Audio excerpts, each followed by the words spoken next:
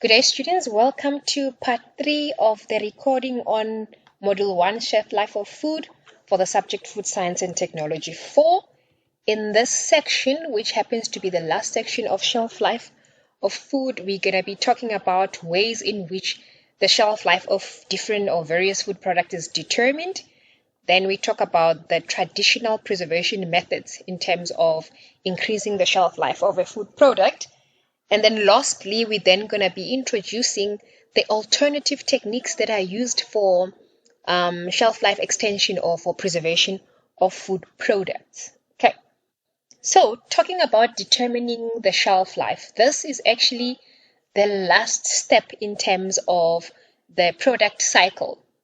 What I mean by this is, remember when we started talking, we mentioned that all food is made up of biological raw material, and over time the food is going to deteriorate. However, the food manufacturer or the food science and technologies tries to reduce this rate by altering the formulation, by selecting different types of ingredients that will be beneficial for increasing the shelf life. By processing, we said by processing, it's either the product is going to be dried, it's going to be salted, smoked, whatsoever process whereby you know this is a preservation method. Selection of the best packaging that will ensure that the light does not go through if light becomes a threat to the shelf life. The product with the oxygen permeability rate that is low, as well as the water vapor permeability rate. So in that way, the last one will then be the storage conditions. So now you've produced this product, made sure that all the critical control and control points have been applied. But then how do you go about storing the product? How is this product supposed to be stored by the consumer or the retail out there? How is it supposed to be stored? And will that storage increase or reduce the shelf life? Nobody's going to go through the whole process of selecting a formulation, making sure that the product is sterilized or is pasteurized for the product to be stored under the bad conditions. So the most important thing when determining the shelf life of food is that we actually have to remember that the food product, a final food product that has been processed, is actually complex. It's a complex active system in which, remember we mentioned there are macromolecules in there.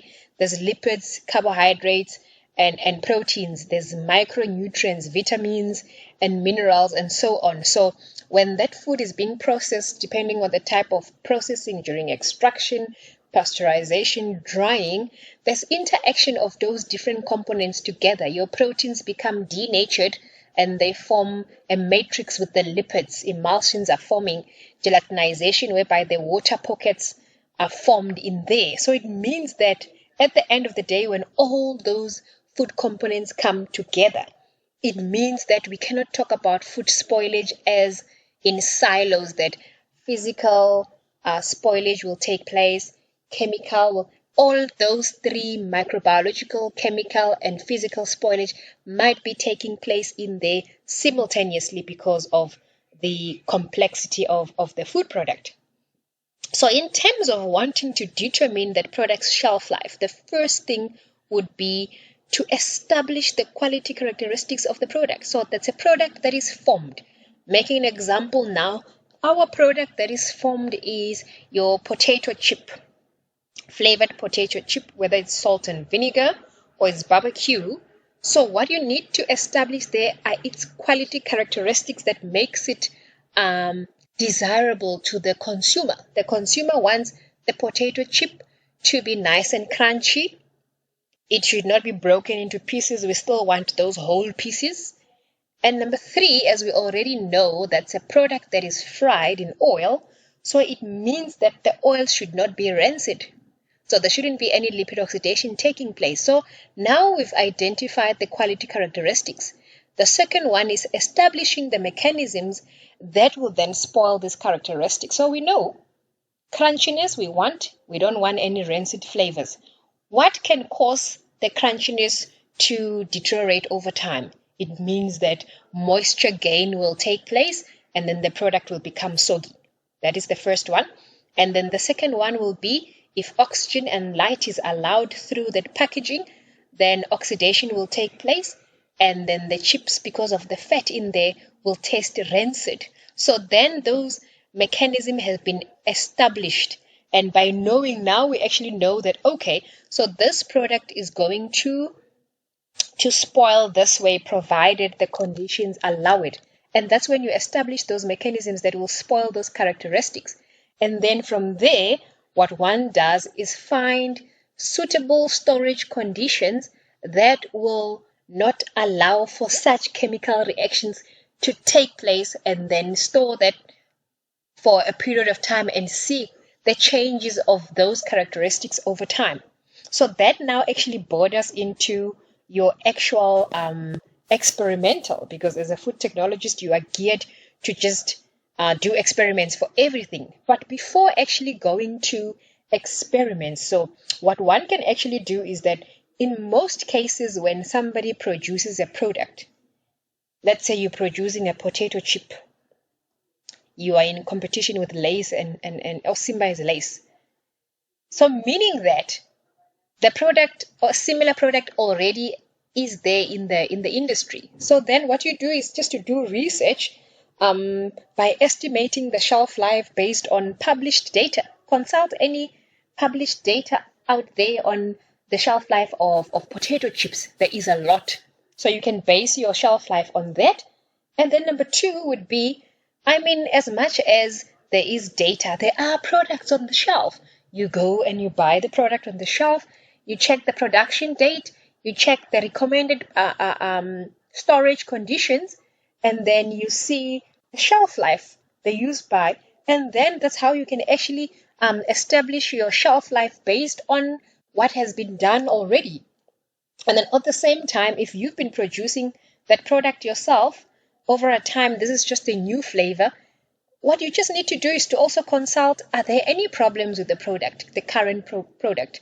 Are there people complaining, customer complaints saying, no, the product is soggy after 20 days or so?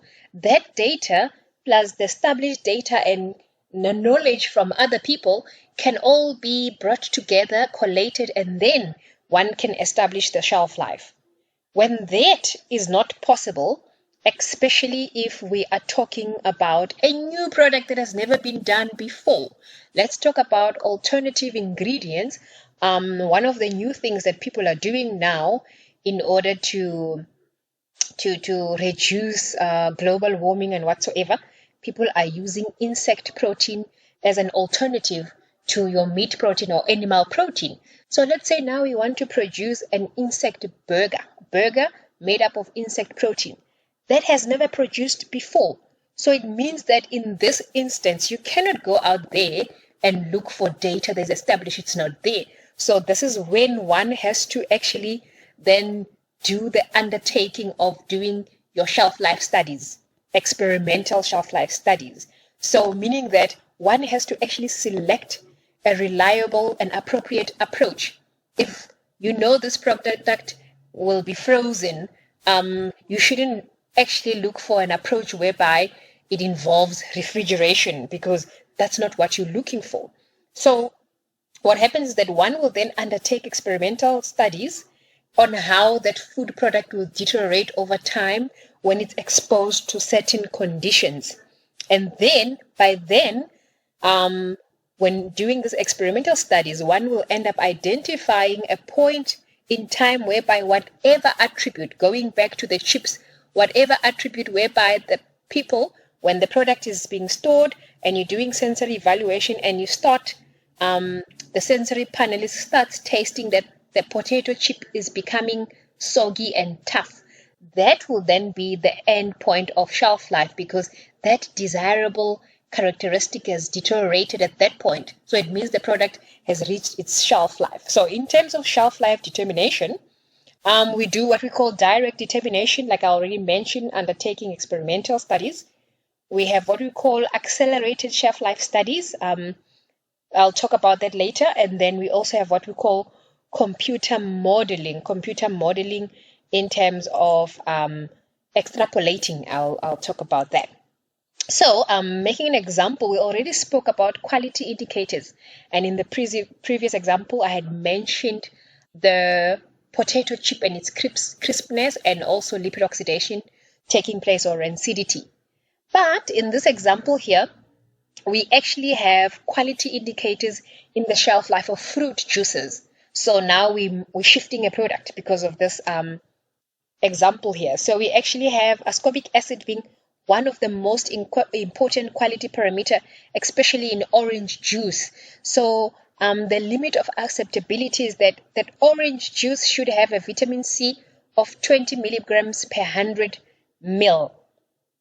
Anything less than that, it means it has reached its shelf life, because the desirable ascorbic acid, which is the desirable attribute, would have deteriorated below the point, the reference point. And then we also have what we call hydroxymethylfurfural. You probably have done this in food chemistry. The hydroxymethylfurfural should be between 5 and 10 milligrams per liter. So hydroxymethylfurfural is actually a product of non-enzymatic browning. Non-enzymatic browning, it forms under the Maillard reaction, it forms under caramelization, and it forms under your ascorbic acid degradation, whereby it is actually used as an indicator for processing, for what is this thing, for when the juices are processed and they are over processed, especially when it comes to heat. So when there's too much HMF, that it shows excessive heating of the juices. So it's also used as a control. And this 5 to 10 milligrams of hydroxymethylfurfural is actually mandated by the International Federation of Fruit Juices Processors. And then there's also cloud stability. How much cloud stability? And that is checked by your light transmission. Very important in apple juice, your petulin content should at least be 50 micrograms per liter, and nothing more than that. Then it means that it's out of specifications, and then we have a problem. It means that juice has reached its shelf life. Okay. So then, as we had already mentioned that we have our special quality indicators, then I also mentioned that if you want to do a shelf life study, especially if you're just doing a variation of a product, maybe a low-fat yogurt instead of your normal full cream yogurt or full-fat yogurt, what you do is, since we're all talking about yogurt, you go and you look at published data. So for an example here, if you're doing the potato chip and savory snacks that are actually packaged in printed, co-extruded oriented polypropylene bags, so the storage conditions would be 25 degrees Celsius at 75% humidity. And then what happens is that what they do is they determine peroxide value. Peroxide value has a lot to do with lipid oxidation, because it's a fatty snack, as I already mentioned, it's being fried. The weight of the packs to measure the moisture uptake. Remember, we said moisture uptake is going to result on the product losing its brittleness. And then they're gonna also be doing sensory evaluation using the 7-point scale. So the approximate shelf life is up to 3 months at ambient temperature, depending on the product. So it means that if I am producing a potato chip, that will be my storage conditions. That will be my shelf life. Maybe I can just do a simple shelf life study, but I already know this is what's going to be printed on my potato chip, because it's more or less in the same range of food. And then make an example with marinated sardine in sunflower oil packaged in glass jars. So the storage conditions are 4 degrees Celsius. What are the shelf life tests that are actually measured? You'll be your total volatile basic nitrogen, trimethylamine, since it's actually fish, your pH sensory evaluation, and that is stored for 120 days at 4 degrees Celsius. So you already have published data, and if you're producing a product that is similar in that range, at least there is some reference point. Okay. So then when we talk about direct termination of shelf life, when we talk about the termination of shelf life, so it means now this is a product that you don't have any established data, so you have to establish or create your own data. So it actually involves storage trials of the product under controlled conditions. And as we already mentioned there, the controlling conditions of it was temperature, time, and then obviously relative humidity. So that will be controlled. So what happens is that those storage trials, those control conditions should actually mimic the conditions that the product is undergoing during storage, during distribution, retail, display, and consumer use. But as we already mentioned that there might also be some difficulties because you cannot entirely mimic what happens in the retail shop, and especially by the consumer once the product has been bought by the consumer. Because what happens in retail shops, if sometimes you go to a shop on a day when it's month end, it's so busy, you sometimes just find a frozen product lying somewhere where it's not refrigerated and it's not frozen.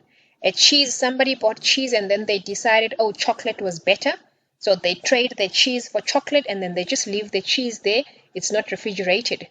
At the end of the day, what happens when people are clearing up the store? They just take the cheese and put it back on the shelf, and then somebody's going to buy the cheese that was out, exposed to light and high temperatures the whole day. Surely some form of spoilage would take place there, especially if it's a perishable product. So, and then the consumers, like I mentioned an example where a consumer already bought the product but decided not to go home and went out on a day and left the product in the boot the whole day, and that's a product that requires refrigeration and becomes a problem. So that's why I say retail and consumer handling cannot be controlled.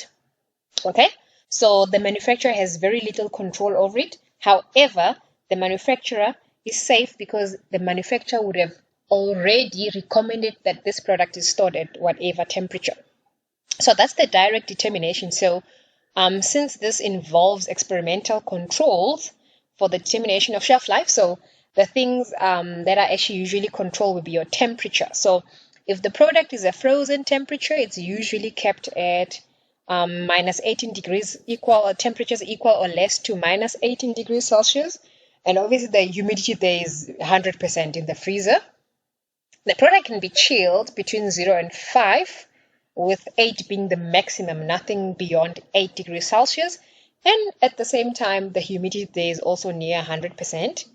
Then you also have your moderate temperatures at 25, ambient temperatures 25, 75% relative humidity, and tropical, because I mean, if you are even producing your product in Antarctica, if it's meant for the whole world, you also need to mimic conditions that are actually taking place in Africa, at the equator of Africa. So your tropical temperatures of 38 degrees at 90% relative humidity. So this is usually some of the experimental protocols that are actually applied. Still continuing with experimental protocols for shelf life determination. So we had spoken about the different temperatures and then relative humidity. But now when it comes to the actual product, we have products of different shelf life. We've got your short, medium, and long. So usually, as we already mentioned, direct determination of your shelf life, it means that immediately after that, some of the analysis or the indicators that are going to be measured will then either be, we mentioned that for your potato chips, we're going to check maybe the texture, the crunchiness, we check the moisture content, and we even mention peroxide value. So it means at the end of the day, when we have to measure the shelf life tests, we do your microbial analysis, chemical, physical testing, and then sensory evaluation. So that is usually done when you have your short shelf life product, especially chilled foods that are actually stored for a week. The sampling days are from day 0 to day 7. So day 1, 2 till 7 every day, you are taking a sample and you are doing those shelf life tests. When you have your medium storage product, you usually store it for 3 weeks. So 3 weeks storage. So you then sample at day 0, day 7, day 14, 19, 21, and 25. So those are your days of sampling. Those are your prescribed days of sampling. And then when you have your longer shelf life, especially up to a year, you do it monthly from month 0, 1, 2, 3, 6, 12, and then 18. As I already mentioned, every time of sampling, then you do the tests of that attribute that might be deteriorated over time. But as we had already mentioned, I mean, looking at the long shelf life product of up to a year, so it means that the whole year the product will be analyzed or will be stored for analysis. That might take very long because now this is a product that has to go on the shelf. Money has to be made because time and resources were used for product development and processing the product, from conception. But now you have to wait a year before you determine its shelf life so that you can sell it. So what happens is that in terms of when your direct ways of determining shelf life are unrealistic, like I already mentioned that for storage for a year, month 0, 1, 3, 6, 12, then what happens is that we have to perform what you call accelerated shelf life testing or computer-based models. And in that way, we can get the results much faster. And the reason being, like I already mentioned, when producing a new product is usually due to a trend. We made an example of a patty, but a patty made from insect protein. A lot of people are actually doing research and new products on insects. So you don't want to be waiting a year whilst determining your shelf life, and then somebody comes up with the same product and launches it, and they have a product before you actually launch yours. So it means that in a competitive world, direct storage trials are unrealistic. So companies must actually want to get the results faster so that they can be able to put their product in the shelf. So in this instance, like I already mentioned, the prediction and estimations are viable options in terms of shelf life determination or estimation. So what happens is that this usually happens when the deteriorative process, so whatever product that is formed, let's say your peroxide value, let's say your vitamin C content over time, so that deteriorative process must have a violent kinetic model whereby the shelf life limiting reaction or the shelf life limiting deteriorative attribute, in the sense your ascorbic acid can be increased as the temperature is increased. So in accelerated shelf life, instead of storing at that temperature or ambient temperature where the product can be stored, the product is then stored at a higher temperature, which is probably even double.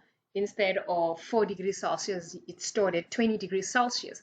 And in that way, it's suited mostly for chemical reaction, which we know that chemical reactions are increased as the temperature increase, and that increase is actually proportional to the concentration of whatever chemical is forming in there or attribute is forming over time, like HMF formation over time. If the temperature is increased, if you double the temperature, also the HMF doubles. So usually that is applicable for mostly chemical deterioration. Okay, so in terms of this shelf life prediction and modeling, what happens is that when you do that, when you increase the temperature of storage, the end of shelf life is reached quicker. Is reached quicker in such a way that whatever data is actually obtained from that study can actually be extrapolated. That way it provides an estimate of what would happen at normal or ambient storage conditions. So like I mentioned, we did this storage at 25 degrees Celsius, and then we found out that after 10 days, that vitamin C would have reduced to a point whereby it's less than 10 milligrams per 100. But then what happens is that you can then use mathematical modeling to then extrapolate what happens if you keep that when you keep that juice at 4 degrees Celsius, which is usually refrigerated temperatures. Then what happens is that the shelf life will then become 30-20 days, just make an example. So in that way, you can be able to mimic or to extrapolate to the current temperature that's required or that you want to store the product in. And in that way, you can see the actual shelf life. So in this modeling, your Arrhenius relationship is applied, as I already mentioned. An increase in temperature will result in increase in concentration of whatever chemical or decrease in chemical. So it might be an increase in hydroxymethylfurfural over time, or degradation of ascorbic in a linear rate over time. And then the initial rate approach is one of those methods that are used. Like I already mentioned, it checks the deterioration or the change in concentration of a chemical, sometimes even the microorganisms, colony forming units over time, or as a function of storage time and then temperature. So then kinetic modeling is then used, whereby the model can either be seen as your first order model or second order reaction in terms of that product. Okay, so then we've done the shelf life, we're done with the shelf life, but then the one thing that we had mentioned that's important in this subject is that we talk about the alternative processing as what we are introducing in the study. But as we already know that in terms of food preservation, the food industry is actually challenged with having to supply new products, but more healthier products with less reaction byproducts like your HMF that are actually produced by heat. So in that way, the food industry is challenged in terms of bringing other techniques that will then end up producing food products with the highest nutrients but with less degradation. So we minimize the detrimental influence of processing, but however, we still want to maintain the nutritional value, texture, and flavor of this food product. So the food preservation process that we already spoke about, we know that those food preservation methods, the traditional one, we want them to preserve the food by preventing your microorganisms, reducing them, preventing, retarding your oxidation of fats, which will obviously cause your acidity, and also reduce or retard the process of aging and discoloration, especially those that are produced due to enzymatic browning or browning. And in that way, we actually increase the shelf life of the product. But we also have, obviously, like I already mentioned, we have newer techniques whereby we have thermal and new non-thermal processes that achieve the same goal of reducing your microorganisms. But however, since the food is not heat processed, it means that we retain the nutrition and all the other organoleptic properties. So what happens is that other non-thermal ways of preserving can either be the addition of your antimicrobial agents such as hydrogen peroxide, chlorine. However, we must make sure that they are not present in the actual final food.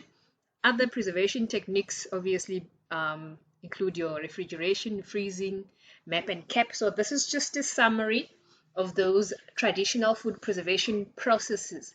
And then lastly, then the alternative method of food microbial inactivation. We've got the thermal processing, we have microwave heating, radio frequency, and ohmic. And then on the non-thermal, we have HPP, high pressure pulse, electric field. So all those ones that are actually colored in green is what we're going to focus on in this subject. And these are the references for this recording and the entire series of Shelf Life Studies Module 1.